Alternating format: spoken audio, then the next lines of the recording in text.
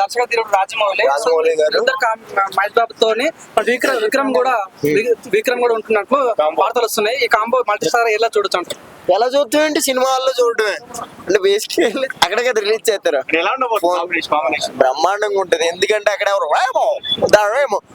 నిజం చెప్పాలంటే ఇప్పుడు యాక్టర్ ఏదో ముసలాడు అయిపోతాడు అనుకున్నాం, కానీ ఈ మధ్యన ట్రెండింగ్ కాస్ట్యూమ్ ట్రెండింగ్ కానీ ఆయన ఉండే స్వాగ్ కానీ అది కానీ అబ్బా ఎంగిపడేయడం అనమాట. నార్మల్ గా చాలా అంటే చాలా క్రేజీ ఉంది.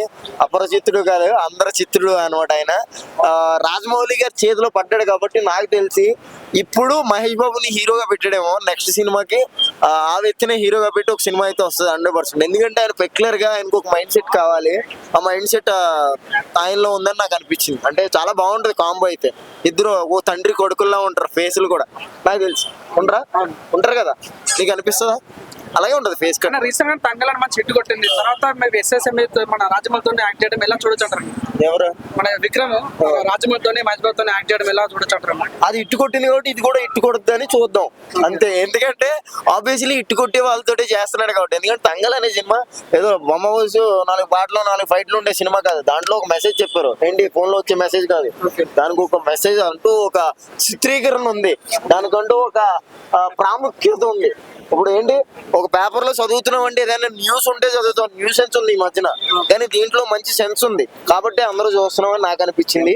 అందుకే తంగల్ అనేది ప్రతి ఒక్కరు దింగులు పెట్టకుండా మంచి హిట్ కొట్టిందని నేను అనుకుంటున్నాను అనమాట. శివం విక్రమ్ ని మనకు హీరోగా మల్టీ స్టార్ చూడొచ్చా, లైక్ త్రిపుర రామ్ చరణ్ ఎన్టీఆర్ లాగా చూడొచ్చా, లేకుంటే విలన్ గా చూడొచ్చు అంటారా మహేష్ బాబుకి? అదేమో అది ఆయన చేతిలో ఉంది, అది రిలీజ్ అయ్యేదాకా ఎలా ఉంటే బాగుంటుంది అనుకుంటారు? నాకైతే ఆపోజిట్ టకాఫర్ ఉండాలి, ఇద్దరు హీరోల కింద ఉండాలని నాకు అనిపిస్తుంది. ఎందుకంటే ఎక్కడా కూడా తీసుకోడు మహేష్ బాబు మిల్కీ స్టార్,